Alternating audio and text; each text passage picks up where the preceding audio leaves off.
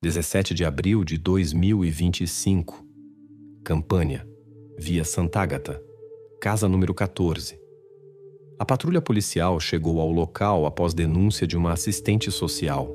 A porta do apartamento foi aberta por um homem, Antônio R., 40 anos, motorista. Suas mãos tremiam.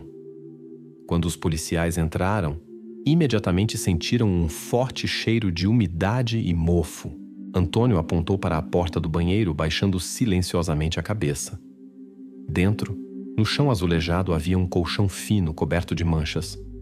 Ao lado estava um balde. Contra a parede, uma corrente longa e enferrujada.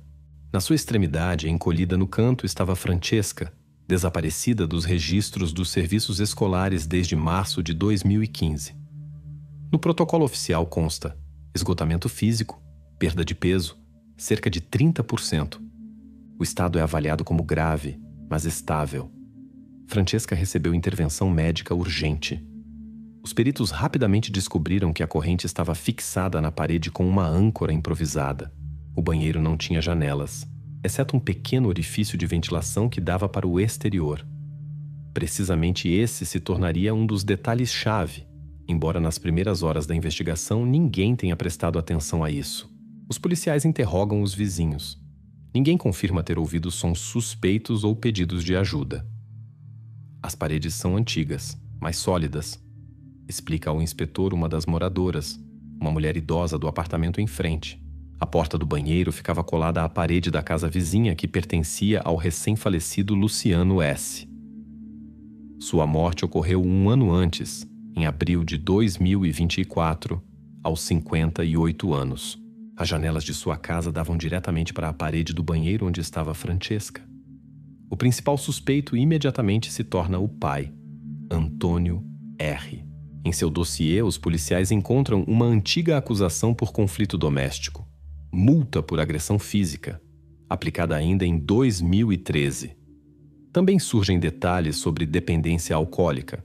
No entanto, apesar das suspeitas óbvias, Antônio desde os primeiros minutos colabora com a investigação, não oferecendo resistência. Mas nos materiais do caso aparece outro nome, o vizinho, o falecido Luciano S. Ele morreu em seu apartamento de ataque cardíaco, o que foi confirmado pelo laudo médico pericial. No entanto, na polícia surgiu perplexidade. Por que Luciano, que viveu toda a vida ao lado, não notou o que acontecia diretamente sob suas janelas? Ou ele simplesmente se calou? Durante o interrogatório inicial dos funcionários da escola aparece um testemunho estranho. A professora de Francesca, Giulia P., insiste que ainda no início de 2015, pouco antes do desaparecimento, Antônio abertamente ameaçou retirar Francesca da escola para sempre. Em suas palavras, sua absoluta certeza. Porém, no processo oficial, há apenas uma declaração escrita da própria Giulia. Não há gravação de áudio confirmando seu depoimento. Por enquanto, os investigadores tratam suas palavras com cautela, suspeitando de possível antipatia pessoal ou subjetividade de percepção. A investigação muda bruscamente de direção quando, no segundo dia após a libertação de Francesca, uma mulher vem à delegacia, apresentando-se como sobrinha do falecido Luciano. Ela traz um smartphone antigo de seu tio encontrado ao revisar seus pertences. A tela estava rachada, a memória quase cheia. Em um dos últimos arquivos de vídeo, datado de dezembro de 2023, foi registrado algo estranho. O vídeo dura apenas 15 segundos, filmado através de uma janela suja, entreaberta, direcionada diretamente para a parede do banheiro de Antônio. No quadro aparece brevemente uma mão fina, visivelmente enfraquecida, tentando alcançar a grade do orifício de ventilação. Mas a janela se fecha bruscamente. O vídeo se interrompe. Os peritos se perguntam por que Luciano filmou esse vídeo um ano antes de sua morte, mas nunca comunicou à polícia. Ele estava escondendo algo ou temia outra coisa? Por enquanto, não há resposta clara. Aparece mais um detalhe. Nos materiais do caso figura um documento relacionado à assistência social do governo, que Antônio recebia para Francesca até abril de 2025. Por enquanto, sobre este documento apenas o grupo investigativo sabe. A quantia e detalhes permanecem fechados ao público. mas o motivo das ações de Antônio agora pode receber nova explicação. O final do primeiro dia de investigação deixa muitos detalhes não resolvidos. O principal suspeito, Antônio. Mas o silêncio do vizinho, o mistério do vídeo enigmático e o papel do auxílio assistencial, isso é o que a investigação ainda precisa esclarecer. Antônio, durante 8 anos, recebia regularmente o auxílio destinado a Francesca. Pelos documentos, a menina constava como estudante em outra escola da região vizinha, e o dinheiro chegava estavelmente todo mês. Mas os extratos bancários mostravam outra realidade. Quase todos os pagamentos eram sacados através do mesmo caixa eletrônico no bar, da Silvio. Restava apenas uma pergunta, cuja resposta agora os investigadores procuravam. Sabia Antônio que cedo ou tarde isso seria descoberto? Ou todo esse tempo ele agiu com absoluta confiança na impunidade? Na manhã de 18 de abril, o investigador Luca Davini colocou sobre a mesa uma pilha de extratos bancários do INPS. Em cada folha constava a mesma quantia, transferida estavelmente desde 2015 para a conta de Antônio R., oficialmente, Auxílio Social para Criança em Idade Escolar. Davini acompanhava atentamente as datas. Nenhuma única falta. O caixa eletrônico através do qual Antônio sacava o dinheiro ficava a 150 metros de seu bar favorito, da Silvio. Os extratos das transações mostravam claramente. Recebendo o dinheiro, Antônio gastava quase toda a quantia precisamente ali, bebendo sozinho ou na companhia de outros frequentadores habituais do estabelecimento. Com a ajuda dos funcionários do bar, os policiais rapidamente confirmaram que Antônio era um cliente frequente. O garçom Paolo, que trabalhava no Da Silvio nos últimos 5 anos, mostrou recibos do terminal e gravação da câmera de vigilância de 10 de abril de 2023. Na gravação podia-se ver como às 20 horas e 53 minutos Antônio saía do bar. No entanto, após as 21 horas, a câmera se desligava automaticamente devido a problemas na eletricidade. Este intervalo de tempo, aproximadamente das 21 horas em diante, permanecia um ponto obscuro no álibi de Antônio. Quando Antônio foi novamente chamado para interrogatório, o investigador Davini fez uma pergunta direta sobre onde ele estava após as 21 horas de 10 de abril de 2023.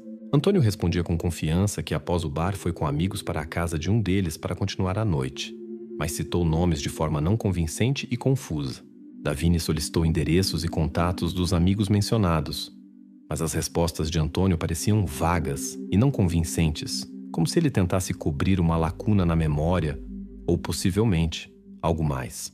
Para verificar as palavras de Antônio, a polícia examinou recibos e registros de outros estabelecimentos da região, mas nenhuma confirmação de suas palavras foi encontrada. Isso começou a criar pressão sobre a versão de Antônio de que passou a noite com mais alguém. O investigador Davini apresentou a Antônio mais uma imagem, foto feita pelo serviço Google Street View em 2019. Na foto vê-se claramente o próprio Antônio, parado na janela de seu próprio banheiro e olhando para cima, para o orifício de ventilação através do qual mais tarde foi descoberta Francesca. A foto parecia tão comprometedora que mesmo o advogado de Antônio ficou desconcertado. No entanto, esta era apenas prova indireta. Antônio explicou que estava consertando a ventilação e não havia nenhuma intenção maliciosa em suas ações. A pista falsa permaneceu nos materiais do caso, mas não tinha força probatória. Um dia depois, nas mãos do investigador Davini estava outro documento. Recibo do caixa eletrônico, apreendido pelos policiais no apartamento de Antônio. No recibo a data e hora, 10 de abril de 2023, 21 horas e 15 minutos. Mas surpreendente não era apenas o horário, mas também o local da transação. O terminal ficava a 12 quilômetros do bar da Silvio. A verificação pericial confirmou imediatamente a logística da rota. Do bar até o ponto de saque pela rodovia SP-22 de motocicleta poderia chegar em apenas 15 minutos. Consequentemente, Antônio realmente conseguia estar nesse local logo após sair do bar. O álibi sutil construído por Antônio finalmente desmoronou. Agora a polícia sabia que ele mentira sobre os eventos daquela noite. No entanto, a janela na agenda de tempo ainda permitia supor que ele poderia estar em casa no período de filmagem do vídeo com a mão de Francesca. A questão não era se ele fisicamente poderia fazer isso. Isso já estava provado. Restava descobrir apenas uma coisa. Era ele o único que naquela noite tinha acesso ao banheiro? Ou nesta história estava envolvido mais alguém? Paralelamente na investigação permanecia a versão com o vizinho morto, Luciano S. Ele silenciosamente filmou o vídeo e nada fez. O investigador Davini decidiu não abandonar esta versão. Ela era muito incomum para ser casualidade e muito enigmática para ser simples erro. Agora a investigação tinha duas possíveis direções: o pai vivo e o vizinho silencioso, que por razão desconhecida preferiu a inação. 2 de maio de 2015, o vice-diretor da escola na Campânia assina a declaração de transferência de Francesca para outra escola. A carta oficial com assinatura M.R. Parece convincente. Anexada a cópia de novo registro de endereço, carimbo da prefeitura parece autêntico. No entanto, se tudo estava tão óbvio e claro, por que no registro de correspondência recebida não restou nenhuma única anotação sobre o recebimento deste documento? No arquivo da escola, o vice-diretor, Marco Della Valle, após 10 anos novamente segura nas mãos aquela mesma carta. O papel ligeiramente amarelado, o carimbo desbotado. Ele examina atentamente a assinatura. M.R. A caligrafia confiante, familiar. A perícia realizada pela polícia já confirmou que coincide completamente com a caligrafia de Maria R., mãe de Francesca. Junto à carta está a cópia do novo documento de registro de endereço na região vizinha. À primeira vista parecia absolutamente legítimo. E apenas após verificação cuidadosa, os funcionários da polícia prestaram atenção a um detalhe estranho. A data no carimbo da prefeitura caía em domingo, dia em que instituições governamentais não funcionam. Isso indicava falsificação grosseira do documento. O vice-diretor não conseguiu explicar por que a falsificação não foi notada ainda em 2015. Insistia que os documentos foram devidamente verificados, porém os investigadores facilmente refutaram sua afirmação. O registro escolar de correspondência recebida, obrigatório para manter em qualquer escola da Itália, estava completamente vazio para aquele período. A carta como que chegou à escola do nada e foi aceita sem a menor resistência, e mesmo sem anotação sobre recebimento. Durante conversa com o investigador Davini, Marco Della Valle visivelmente se nervosava. Explicava que naquele período a escola experimentava aguda falta de pessoal. Chegava massa de papéis que fisicamente não conseguiam registrar. Talvez tenhamos sido insuficientemente atentos, concluiu tentando não encontrar os olhos de Davini. Maria R., mãe de Francesca, enquanto isso novamente se tornou o foco da investigação. Seu papel na história parecia ambíguo. Por um lado, ela assinou documentos claramente falsos, por outro, suas motivações permaneciam um enigma. Maria nunca foi notada em conflito com a escola e tinha fama de mulher quieta e fechada. O investigador tentou esclarecer esta questão, solicitando informações sobre ela e a família nos serviços sociais. O dossiê se mostrou curto e surpreendentemente superficial. A primeira impressão se formava de que precisamente Maria iniciou todo o processo de mudança fictícia. Sua assinatura, sua caligrafia, sua suposta participação, tudo isso a colocava na posição de cúmplice de Antônio. Mas no mesmo dia, os investigadores descobriram um atestado médico datado de 14 de agosto de 2021. Dele ficou claro que Maria passou por tratamento em clínica psiquiátrica na cidade vizinha. Diagnóstico: depressão clínica grave. Nos documentos se anotava que o estado da paciente estava relacionado com pressão psicológica prolongada e medo constante diante de ações agressivas do cônjuge. O atestado virou a percepção do papel de Maria. Agora ela parecia mais vítima das circunstâncias, pessoa que possivelmente agiu sob séria pressão. Mas isso ainda não dava justificativa completa para suas ações. Mas se a escola foi prejudicada pelo sistema de controle interno e a administração sem pensar aceitou a carta falsa, restava ainda uma pergunta-chave. Por que todos esses anos, quando Francesca estava literalmente atrás da parede da casa vizinha, nenhum dos vizinhos, incluindo o falecido Luciano S., se perguntou para onde foi a menina que viam diariamente no pátio? O O investigador Davini agora estava certo de que a resposta a este enigma se escondia não apenas nas ações dos pais, mas também na indiferença dos vizinhos, que preferiram não notar o que acontecia por perto. Seu silêncio parecia cobrir o crime não pior que papel falso. Agora cabia à investigação estudar mais profundamente os motivos dos vizinhos, para entender se sua escolha foi inação consciente ou simples cegueira humana.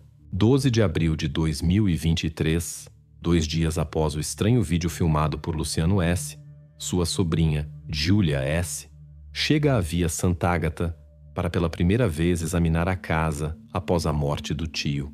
Ela entra, abre um armário velho e, entre poeira, jornais e documentos, descobre um smartphone abandonado Nokia 5.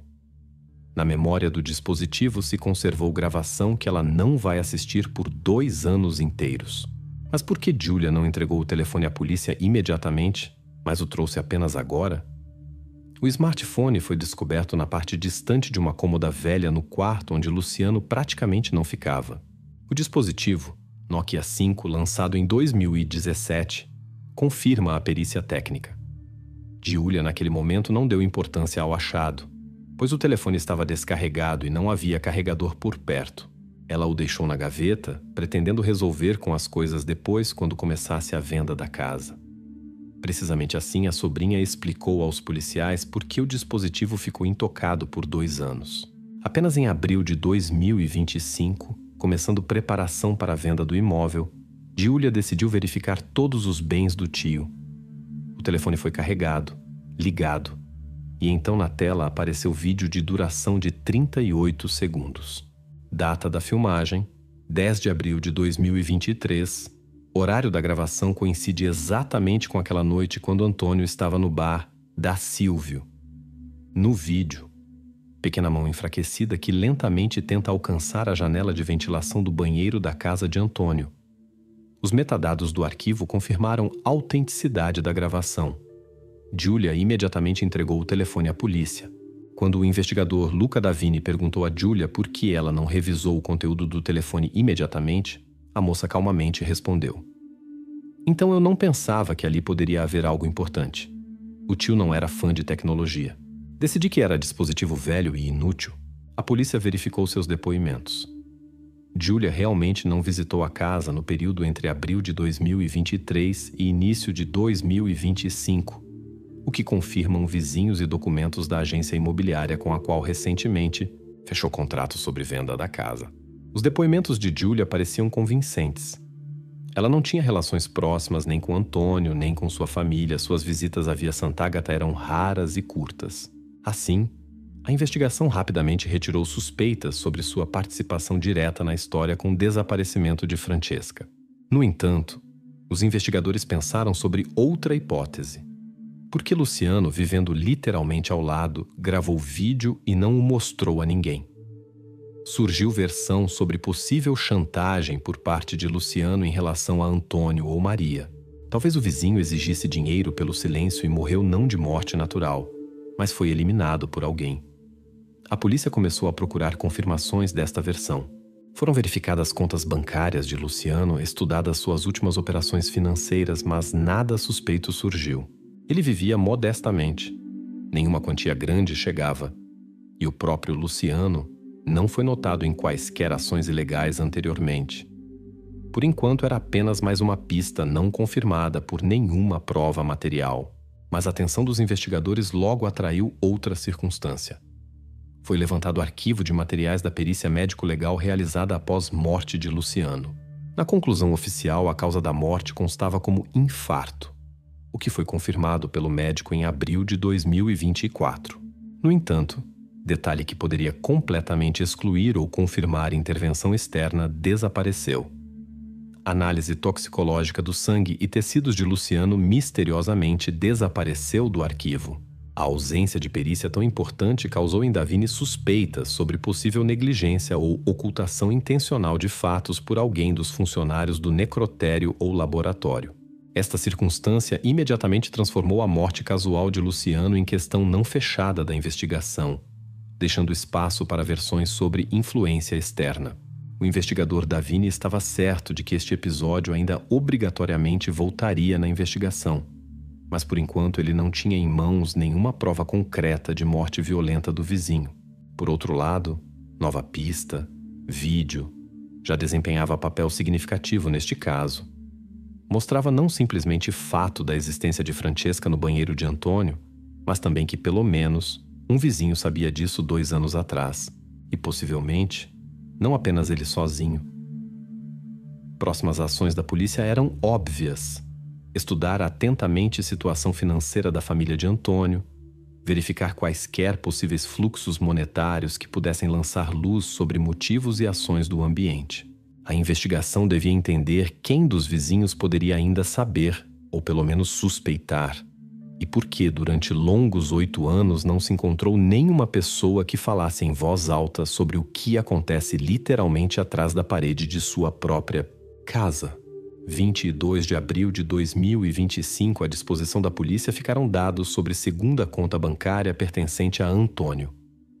A conta foi registrada para a firma Antônio Rossi Costruzioni, criada em 2016. Oficialmente, ela se ocupava de trabalhos de acabamento, mas documentos sobre registro da empresa ninguém conseguiu encontrar. Esta conta mensalmente era complementada exatamente com 450 euros, quantia coincidia exatamente com o auxílio recebido em nome de Francesca. Agora, a polícia devia entender se era apenas forma de sacar dinheiro ou Antônio realmente conduzia negócio clandestino. Perícia financeira rapidamente estabeleceu: conta bancária sob nome Antônio Rossi Costruzioni foi aberta em pequena filial do banco na cidadezinha vizinha. Nos documentos para a abertura da conta constava a assinatura de Antônio. Apesar do nome, a firma não tinha nenhum registro oficial, o que confirmaram na inspeção tributária. Ao mesmo tempo, o dinheiro chegava estavelmente todo mês, começando desde 2016. Quando o investigador Luca Davini perguntou diretamente a Antônio sobre destinação da conta, ele calmamente e com confiança respondeu: "Esta é minha conta comercial. Ali tudo é transparente." Mas transparência ficou em questão quando o serviço tributário não encontrou nenhum registro sobre tal empresa. Antônio não conseguiu explicar a ausência de registro, referindo-se apenas a que não entendia de sutilezas jurídicas. Esta explicação parecia extremamente duvidosa, considerando chegadas regulares à conta e ausência de declarações tributárias. Enquanto isso, jornalistas, interessados no caso ruidoso, conduziram própria investigação. Na rede, descobriram anúncios antigos em nome de Antônio sobre conserto de apartamentos e trabalhos de acabamento. À primeira vista, tudo isso parecia cobertura, mas a polícia decidiu verificar novamente esta informação. 3 pessoas confirmaram que realmente usaram serviços de Antônio. Um dos clientes, Giovanni N., contou detalhadamente que Antônio executou trabalhos de conserto de cozinha e banheiro em seu apartamento no outono de 2020. O segundo, Alessandro P., notou que conserto feito por Antônio foi de qualidade e no prazo, e mesmo forneceu cópia do recibo de pagamento pelos serviços. O terceiro cliente, Franco T., confirmou a realização de pequenos trabalhos e lembrou que Antônio lhe pareceu ligeiramente fechado, mas no trabalho se mostrou confiável. Estes depoimentos colocaram investigadores em becos sem saída. Conta a firma se mostrou não completamente fictícia. Antônio realmente prestava serviços, ainda que não oficialmente. Versão sobre simples saque do auxílio se tornou menos óbvia, embora não tenha sido rejeitada completamente. No entanto, na noite de 22 de abril, a polícia recebeu testemunho inesperado que novamente lançou suspeitas sobre Antônio. O segundo cliente, Alessandro, lembrou e declarou que, uma vez, viu Antônio tarde da noite, por volta das 3 horas, perto de sua própria casa. Ele tirava do carro saco pesado com cimento. Esta lembrança despertou interesse, pois o horário noturno claramente não era adequado para a realização de quaisquer trabalhos de conserto. Antônio explicou isso dizendo que supostamente comprou cimento durante o dia, mas esqueceu de descarregar a tempo. No entanto, a própria versão parecia não convincente. Por que precisamente à noite foi necessário tirar saco pesado? A polícia imediatamente pensou que cimento poderia ser usado não para simples conserto, mas para mudanças construtivas mais sérias dentro de casa, possivelmente relacionadas com reforço de portas ou paredes do banheiro. Precisamente este detalhe deu ao investigador Davini base para imediatamente autorizar a inspeção mais detalhada da casa de Antônio.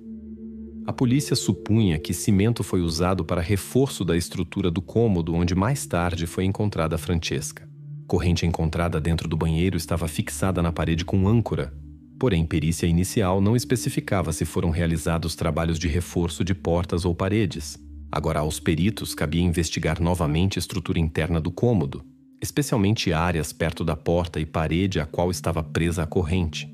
A investigação pretendia encontrar vestígios de concretagem recente ou outras mudanças que pudessem confirmar versão sobre reforço intencional do local onde mantinham Francesca. Dos resultados da inspeção dependia muito. Se reforço fosse provado, isso significativamente agravaria a acusação contra Antônio e abriria motivos adicionais de suas ações. Detalhes do incidente noturno que o cliente lembrou inesperadamente aproximaram investigação de nova volta de revelação do mistério da Via Sant'Agata. Isso significava que agora a polícia se aproximou do entendimento do que exatamente acontecia atrás das paredes da casa de Antônio naqueles anos, quando Francesca era considerada desaparecida. 14 de setembro de 2019, a família de Antônio se reuniu no batizado de seu sobrinho, evento que se tornou objeto de atenção minuciosa da investigação. Nas fotos festivas, Antônio, sua esposa Maria, numerosos parentes e grande bolo com uma vela adicional para ela. Mas da própria Francesca nas fotos não havia. Nenhum dos parentes prestou atenção à sua ausência, ou não quis prestar. Peritos da polícia estudavam atentamente fotografias apreendidas da família. Rostos nas fotos sorriam, pareciam satisfeitos e absolutamente calmos. Bolo decorado com vela adicional devia simbolizar presença de Francesca. Mas isso parecia mais ritual, gesto formal. A polícia notou que ninguém olhava para lugar vazio destinado a ela. Cada um estava absorvido em conversas próprias e banquete. Investigadores interrogaram parentes que estavam na festa. Todos respondiam aproximadamente a mesma coisa. Nos disseram que ela adoeceu e não queríamos incomodar. Mais interessante se mostrou o testemunho da tia, Elisa R., irmã de Antônio. Precisamente ela na festa ativamente enfatizava que Francesca adoeceu e tranquilizava aqueles que perguntavam sobre ela. O investigador Luca Davini se encontrou com um fotógrafo que fotografou o batizado. O fotógrafo lembrou que ninguém fazia perguntas sobre menina em voz alta. Além disso, mencionou em seus depoimentos que já há vários anos não havia em eventos familiares. Ele conhecia a família há muitos anos e não conseguia entender por que subitamente ela desapareceu do campo de visão. A pergunta de Davini por que ele mesmo não perguntou à família, o fotógrafo respondeu que estava acostumado a não se meter em assuntos pessoais dos clientes. Esta era mais uma confirmação de que o ambiente da família preferia não notar óbvio. Mesmo pessoas estranhas observavam regra tácita de silêncio. Tia Elisa ficou sob a atenção minuciosa da polícia. Precisamente, ela se tornou pessoa que mais ativamente e convincentemente explicava a todos a ausência de Francesca. Em suas palavras, a investigação sentiu possível ocultação intencional da verdade. Sua explicação parecia muito preparada, muito suave e previamente pensada. No entanto, provas diretas de seu envolvimento a polícia não tinha. Por isso, investigadores solicitaram permissão para verificação de sua correspondência pessoal, o que devia lançar luz sobre seu verdadeiro papel nesta história. Durante a verificação de dados digitais, a polícia conseguiu parcialmente recuperar correspondência do chat familiar WhatsApp. Na correspondência se encontrou mensagem da tia Elisa: "Levarei presente para ela depois." Data de envio da mensagem coincidia com o dia do batizado. A própria mensagem estava configurada para exclusão automática, o que imediatamente alertou peritos. Agora era necessário descobrir o que mais poderia estar escondido em mensagens excluídas e para que, em geral, foi necessário tal sigilo. A polícia, por enquanto, não podia dizer com certeza se mensagem foi gesto comum ou Elisa realmente sabia muito mais do que falava em voz alta. Criminalística digital devia revelar verdadeiro sentido destas palavras, entender se era tentativa de preservar a aparência de normalidade ou esconder segredo mais sério. O ambiente de Antônio e Maria começou a parecer cada vez mais ambíguo. Parentes demonstravam completa indiferença ao destino de Francesca, como se sua ausência se tornasse norma para eles. Todos eles como que silenciosamente concordaram em não notar o que acontecia em sua própria família. Agora cabia à investigação descobrir se a família foi coletivamente cega e ingênua, ou ainda assim conscientemente cobria terrível segredo. E chave para isso poderiam ser mensagens excluídas que a polícia já começou a recuperar. Fotografias do batizado se tornaram símbolo de como facilmente pessoas mais próximas são capazes de ignorar óbvio, criando aparência de normalidade mesmo quando isso é absolutamente impossível. 25 de abril de 2025, o investigador Luca Davini recebeu documentos esperados do arquivo médico ASL. O caso se referia à análise toxicológica desaparecida de Luciano, vizinho de Antônio. O arquivo confirmou que amostras para análise de sangue foram recebidas pelo laboratório em 13 de abril de 2023, 3 dias após gravação do estranho vídeo. Mas na coluna Resultado estava vazio. Podia-se acreditar que a análise mais importante desapareceu do laboratório casualmente, ou alguém se esforçou para retirar resultados intencionalmente. Ao estudar documentação do laboratório, a atenção de Davini imediatamente atraiu um detalhe. O técnico médico responsável pela realização da análise se demitiu exatamente 1 mês após desaparecimento dos resultados. Na carteira de trabalho constava demissão por vontade própria. Isso parecia coincidência suspeita, tanto mais que técnico, Francesco D., trabalhava no laboratório mais de 10 anos e gozava de boa reputação. Quando a polícia interrogou o técnico, seus depoimentos se mostraram confusos e contraditórios. Francesco afirmava que a amostra de sangue evaporou. Precisamente assim se expressou literalmente, e que isso, provavelmente, foi erro técnico. Mas registro laboratorial onde se anotavam todas as ações com amostras claramente indicava contrário. Anotações confirmavam recebimento e início da análise. Além disso, se anotava também tempo de colocação da amostra na câmara frigorífica, o que de forma alguma poderia levar à evaporação. Investigação, tentando entender se ações de Francesco D. foram resultado de simples negligência ou ação intencional, verificou suas operações financeiras e chamadas telefônicas. Uma das principais versões se tornou possível participação de Antônio no desaparecimento da análise toxicológica através de suborno do técnico. No entanto, policiais rapidamente se depararam com um problema. Nenhuma transferência financeira de Antônio ao técnico foi descoberta. Também não havia chamadas suspeitas entre eles. Apesar disso, esta versão ainda era muito promissora para rejeitá-la. Por isso, a investigação continuou a verificação de outros canais de possível interação, incluindo correspondência e contatos pessoais do técnico. Logo na rede apareceu informação de que Francesco D. supostamente recebeu quantia grande de dinheiro por ocultar resultados da análise.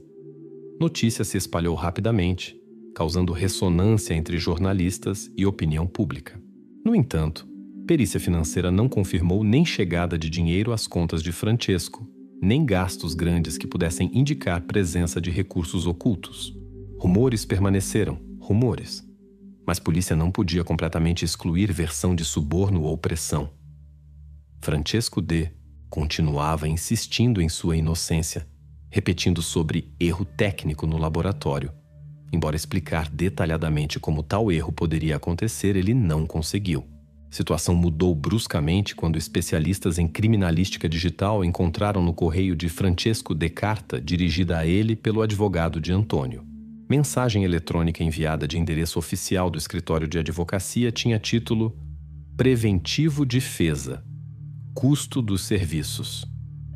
Dentro da carta se discutia brevemente certo preço por serviços indefinidos que advogado supunha acordar pessoalmente. O próprio fato de correspondência do advogado da família de Antônio com o técnico médico se mostrou sinal preocupante. Ainda não era prova direta de suborno, mas dava base para pensar que partes discutiam precisamente questões monetárias. Aliás, a investigação não dispunha de provas do fato de transferência de dinheiro. Possivelmente até pagamento real não chegou, e Francesco D. poderia simplesmente ter se assustado com possíveis consequências. Agora a investigação se voltou bruscamente na direção das finanças do próprio advogado e suas relações com Antônio. A polícia cabia descobrir se Antônio tinha meios para suborno do técnico e se advogado poderia desempenhar papel decisivo no desaparecimento da análise toxicológica. Ao mesmo tempo, versão de erro casual do laboratório ainda se mantinha, mas parecia cada vez menos provável.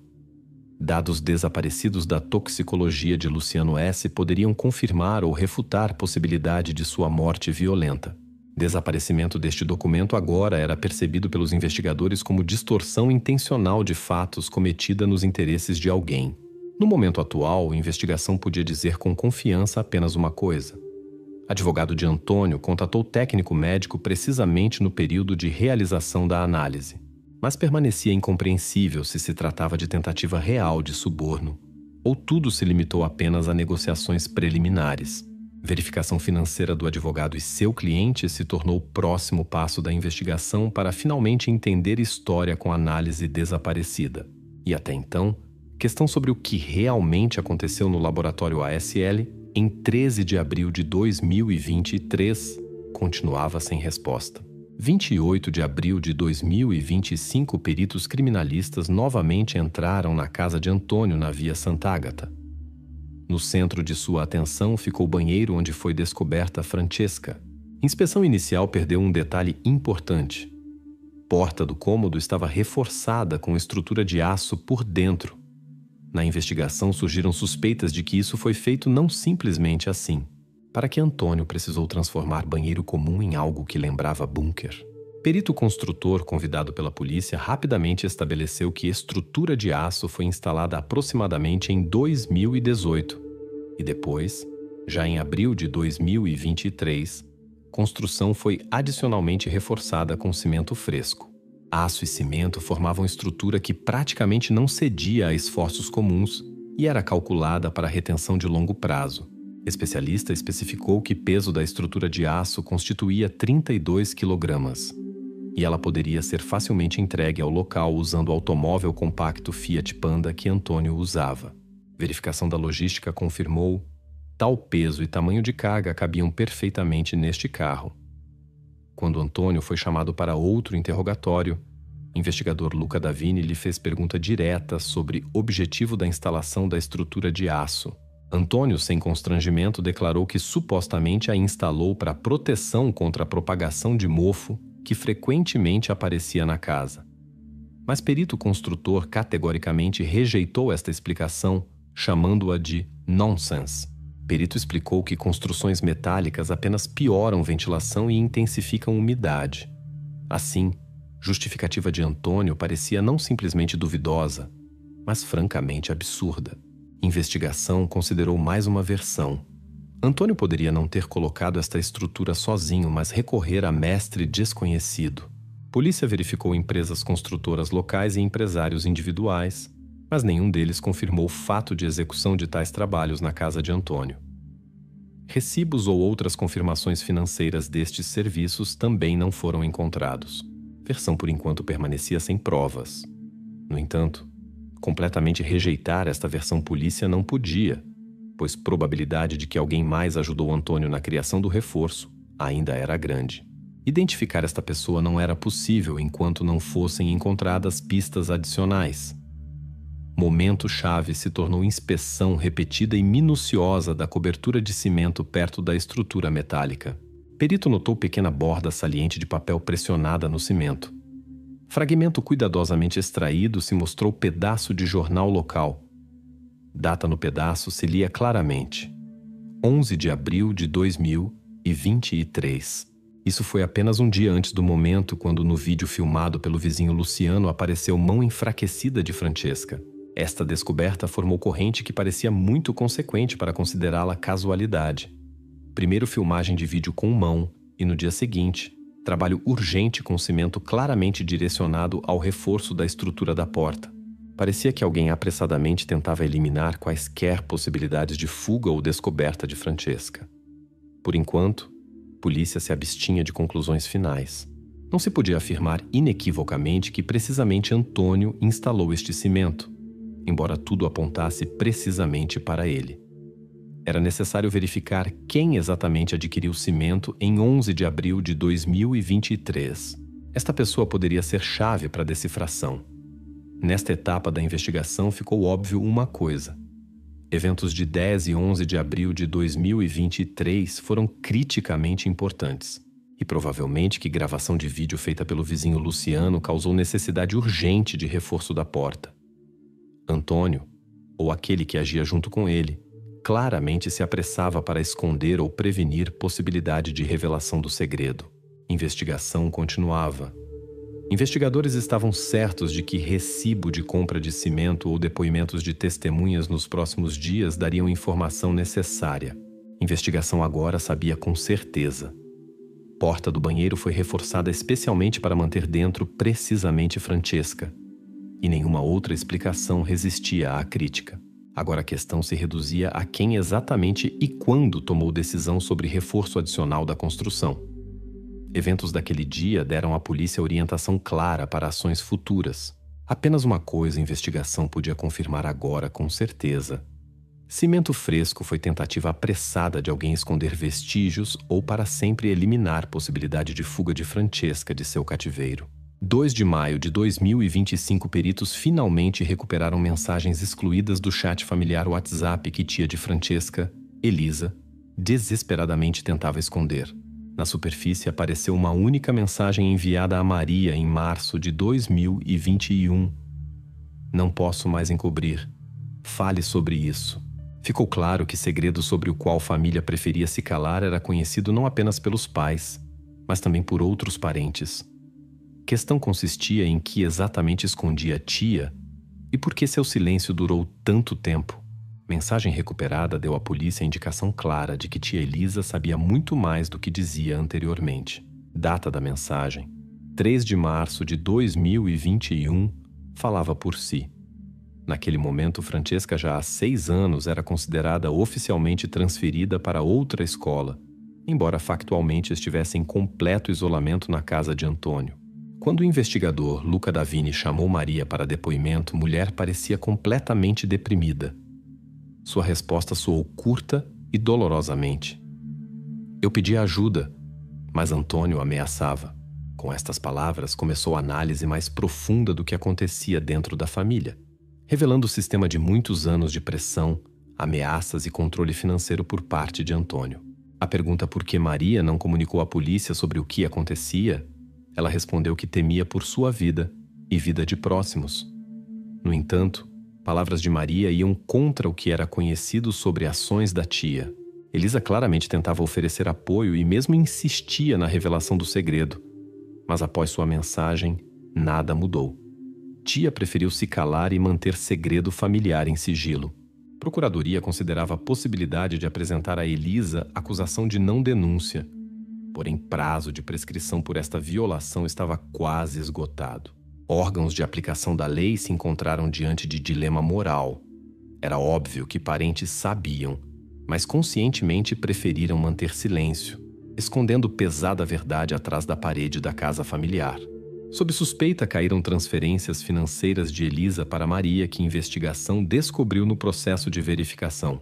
Foi encontrado o recibo de transferência Western Union, confirmando que tia periodicamente transferia a Maria quantia de 300 euros com anotação para remédios. Primeiro, isso parecia apoio em situação difícil, porém a análise financeira mostrou que recursos imediatamente eram sacados pelo próprio Antônio no dia de chegada. Este fato fez a polícia pensar se Elisa não seria parte do esquema financeiro que permitia a Antônio controlar toda a família. No entanto, nem provas diretas de participação de Elisa em maquinações, nem sua colaboração consciente com Antônio foram descobertas. Dinheiro poderia realmente se destinar a Maria, que estava em situação sem saída, mas chegava a Antônio contra a vontade da própria Elisa. Peritos financeiros fizeram mais uma conclusão importante. Quantia de 300 euros era transferida regularmente e se fundia no fluxo monetário geral que Antônio controlava. Recursos que chegavam como auxílio infantil e transferências de parentes convergiam em um ponto. Caixa eletrônico no bar, da Silvio. Assim, surgiu o quadro claro de motivação financeira das ações de Antônio.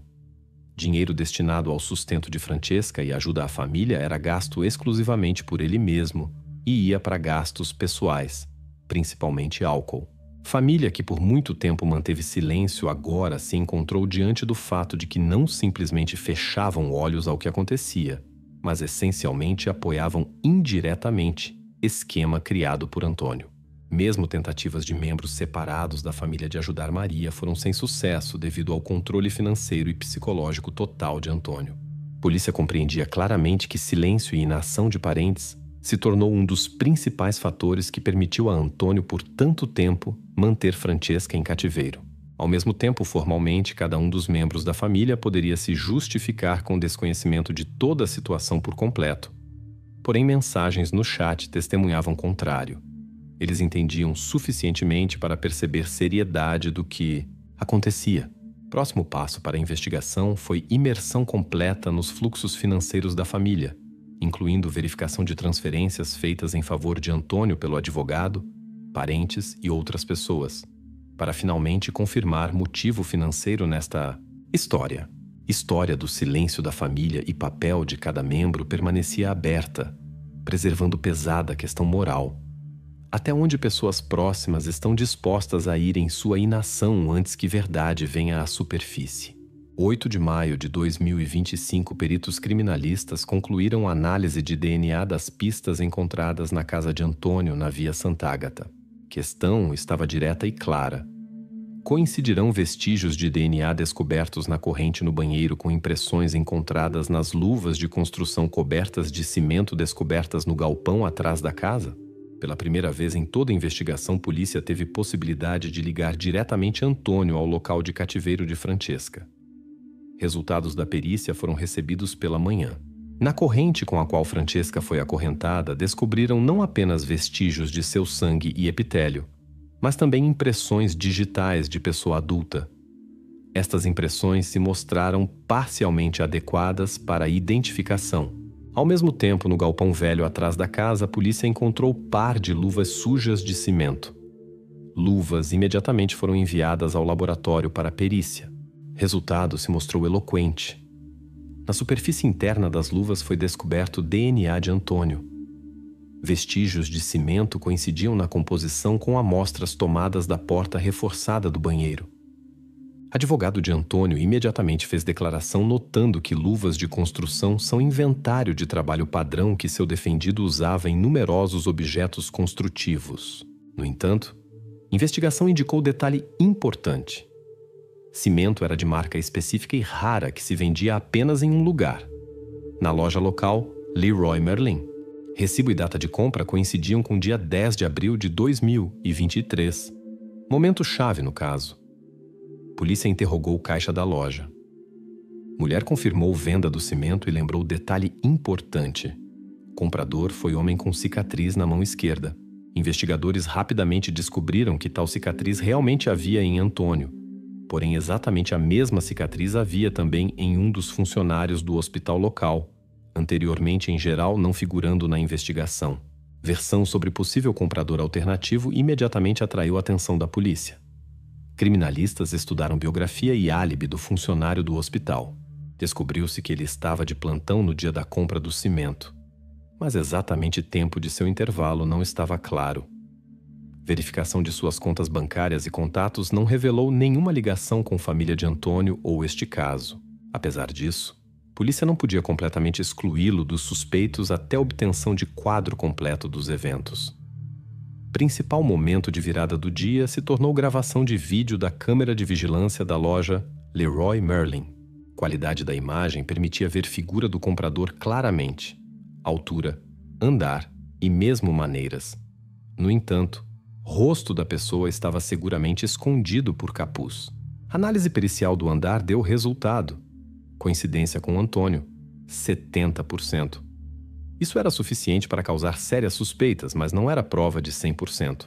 Quadros da gravação novamente e novamente eram revistos na sala de reuniões da polícia. Apesar da sensação clara de que no vídeo estava precisamente Antônio, formalmente permanecia certa porcentagem de dúvidas. Estes 30% de incerteza poderiam desempenhar papel decisivo no tribunal, colocando em risco toda a corrente de provas coletadas. A investigação restava muito pouco tempo para eliminar estas dúvidas, E ainda assim havia confiança sólida. Cimento foi adquirido pela mesma pessoa cujas impressões e DNA estavam na casa de Antônio. Luvas com cimento, vestígios na corrente e figura na gravação da câmera da loja formavam corrente rígida de provas indiretas que era difícil ignorar mesmo na ausência de confiança absoluta. Agora, destino do caso passava às mãos do tribunal. Investigadores prepararam materiais incluindo conclusões detalhadas de peritos e depoimentos de testemunhas. Questão sobre culpa de Antônio devia ser decidida já nas próximas semanas. Importante era apenas entender se estes 70% de semelhança seriam suficientes para convencer tribunal ou se conseguiria advogado de Antônio usar restantes 30% de dúvidas em seu favor. Nesta etapa, a investigação esgotou suas possibilidades. Restava apenas a última instância na qual seria tomada a decisão final sobre quem exatamente comprou cimento, reforçou a porta do banheiro e criou todas as condições para isolamento de muitos anos de Francesca. Destino da família e peso do silêncio de parentes agora estavam completamente abertos à sociedade e esperavam seu final na sala do tribunal. 12 de junho de 2025, sala do tribunal na Campânia se encheu de sussurro abafado quando o juiz lia a decisão final. Alguns minutos antes disso, Antônio olhava silenciosamente à frente, evitando olhares de parentes e jornalistas. Sua esposa Maria sentava imóvel. Suas mãos visivelmente tremiam. Tia Elisa, ao contrário, parecia decidida e concentrada. Todos os presentes entendiam que nos próximos minutos seria revelado o segredo que se escondia atrás da porta do banheiro da casa na Via Sant'Agata por quase 10 anos. O juiz pronunciou palavras principais: culpado de privação ilegal de liberdade e tratamento cruel. Antônio ouviu sentença com um olhar vazio. No entanto, subitamente seu rosto se distorceu de raiva. Ele se levantou bruscamente e se lançou na direção de Maria, mas foi imediatamente detido pelos carabineiros que o seguraram pelos ombros. Na sala, por instante, se fez silêncio completo. A investigação, que durou vários meses, revelou completamente mecânica do que acontecia. Antônio conscientemente isolou Francesca com o objetivo de obter fluxo financeiro estável na forma de auxílio governamental e transferências periódicas de parentes. Todos estes recursos iam para gastos pessoais, predominantemente álcool. Cada passo de Antônio foi pensado e metódico. Documentos falsos sobre transferência para outra escola lhe permitiram criar ilusão de normalidade e evitar verificações dos serviços sociais. Prova-chave se tornou vídeo filmado pelo vizinho Luciano. Sua morte súbita gerou enigma separado relacionado com a análise toxicológica desaparecida. O tribunal considerou provado o fato de ocultação intencional destes dados, o que intensificou suspeitas sobre tentativa de Antônio apagar vestígios. Desaparecimento da análise foi qualificado pelo tribunal precisamente como intenção de ocultação. Provas de suborno direto do técnico laboratorial não foram apresentadas, mas fato de correspondência com o advogado de Antônio desempenhou seu papel. Corrente na qual mantinham Francesca e estrutura de aço com cimento que reforçavam porta do banheiro se tornaram pistas centrais. Perícia de DNA confirmou presença de impressões de Antônio em objetos relacionados com retenção de Francesca. Gravação da câmera da loja Leroy Merlin, embora não tenha dado confiança de 100%, foi reconhecida como confirmação indireta suficiente de sua participação na compra do cimento e organização das condições de cativeiro. Durante o tribunal, depoimentos de Maria e tia Elisa finalmente colocaram tudo em seus lugares. Maria contou detalhadamente sobre ameaças constantes por parte de Antônio e controle completo sobre suas finanças e movimentos. Tia confirmou que tentava interferir, mas foi paralisada pelo medo de destruir relações familiares e enfrentar ameaças de Antônio pessoalmente. O tribunal notou separadamente o fato de que família, incluindo Maria e tia, sabia do que acontecia e continuou se calando durante vários anos. Seu silêncio se tornou mais um elemento trágico na história de Francesca. Antônio foi condenado a 25 anos de prisão. O tribunal o reconheceu completamente responsável pela crueldade e metodicidade do crime. Maria recebeu 5 anos de liberdade condicional com obrigatório curso de tratamento de depressão clínica e recuperação do estado psicológico. O tribunal reconheceu sua culpa indireta em não denúncia e cumplicidade por coação, o que suavizou punição. Francesca, finalmente libertada do cativeiro de muitos anos, foi entregue sob tutela do Serviço Social Tutela Minori. Especialistas começaram trabalho em sua reabilitação e retorno gradual à vida normal.